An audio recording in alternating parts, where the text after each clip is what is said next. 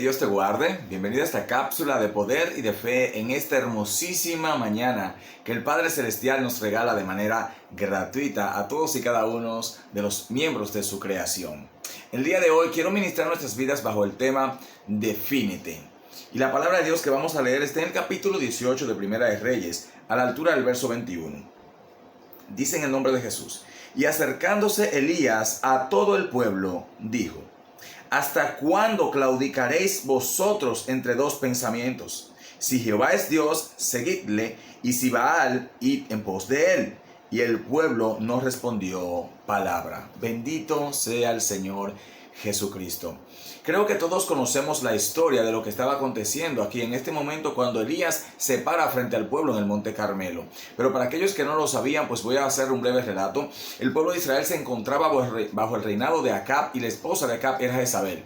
Jezabel había hecho desviar el corazón de Acab hacia los ídolos y ahora el pueblo tenía 850 profetas, 450 profetas de Acera y 400 profetas de Baal. Y estos profetas inclinaban el corazón del pueblo hacia la idolatría, hacia dioses falsos, hacia Baales, y ciertamente esto desagradaba a Dios. Este pecado era tan grande delante del Señor, era un pecado tan aberrante para Dios, que Dios, por medio de Elías, de una oración de Elías, cerró el cielo por 3 años y medio y no llovió sobre la tierra de Israel, y esto provocó gran sequía, provocó la muerte del ganado, provocó la muerte de los árboles, y por ende también trajo consigo la disminución en la provisión alimentaria de aquel pueblo, y esto causó gran revuelo, y Elías era buscado para ser asesinado por el rey. ¿Por qué? Porque Elías fue la persona quien oró y fue la persona quien declaró la palabra de parte de Dios de que no habría agua hasta que él volviera y clamara. O sea, por palabra de Jehová, a través de él no volvería a haber agua.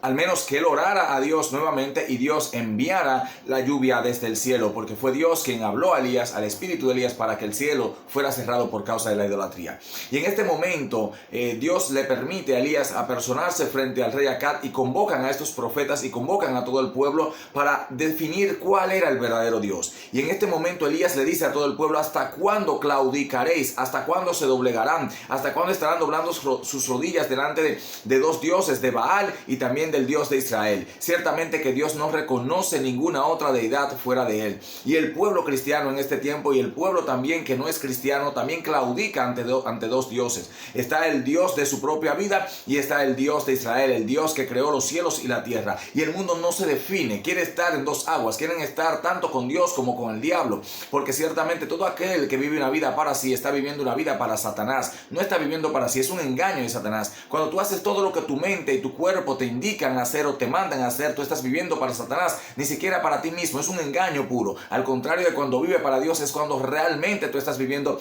una vida de verdad, una vida real. ¿Por qué? Porque todo aquel que vive para sí mismo simple y llanamente está existiendo. Pues al final de los días su alma irá a aquel lugar de tormento que dice la palabra de Dios en 20:15 de Apocalipsis: y el que no se encontró inscrito en el libro de la vida fue lanzado al lago que arde en fuego y azufre, y esta es la muerte segunda, dice la palabra del Señor.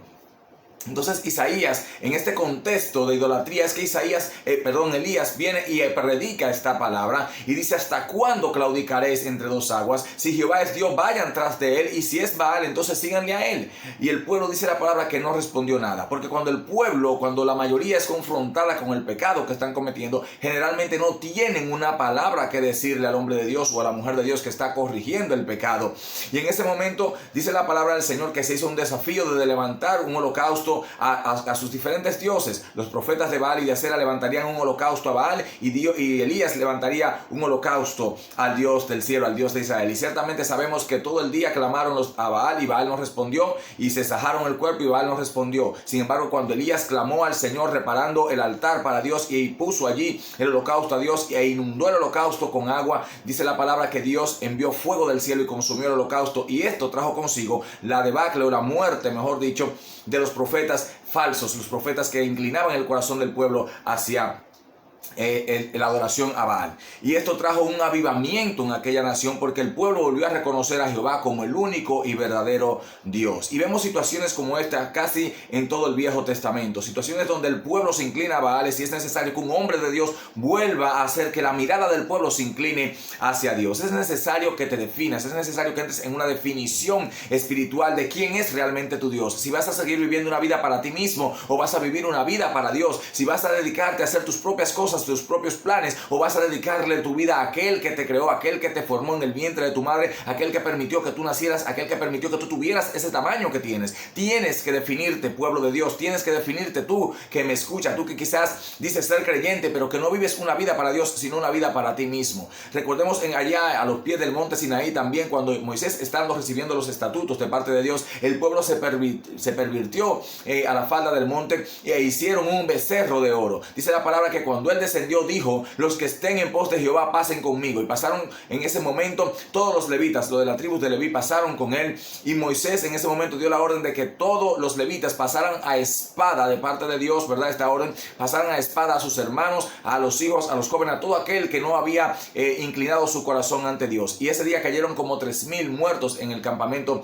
de Israel. Y dice la palabra que Jehová se santificó por medio de esta sangre. Recuerden que no hay perdón de pecados si no hay derramamiento de sangre. Y por eso Jesús murió en la cruz del Calvario, para darnos a nosotros la oportunidad de ser salvos. Tienes que definirte. Este es el tema. Defínete. Necesitas definirte. Necesitamos como creyentes definirnos en este tiempo y decir: voy a ir por Jehová, voy a pelear por Jehová, voy a hablar por Jehová, voy a hacer su voz en esta tierra, voy a hacer sus manos en esta tierra, voy a hacer sus pies para anunciar el evangelio. Es tiempo de que el pueblo se defina y se incline totalmente ante Dios y dejemos las cosas de este mundo para abrazar la fe verdadera en Cristo Jesús. Tú que me estás viendo allí, no es una casualidad que me estés mirando, necesitas definirte. Si no eres cristiano todavía, puedes el día de hoy hacer una oración conmigo y entregarle tu vida a Jesucristo para que salgas de ese mundo de pecado, de ese mundo de muerte y pases a la vida verdadera, a la vida real que Cristo gratuitamente te ofrece a ti, aunque a Él le costó toda su sangre. Bendito sea el Señor. Así que este es el tiempo precioso de salvación que Dios te ofrece, como dice el apóstol Pablo. Es el tiempo para definirte.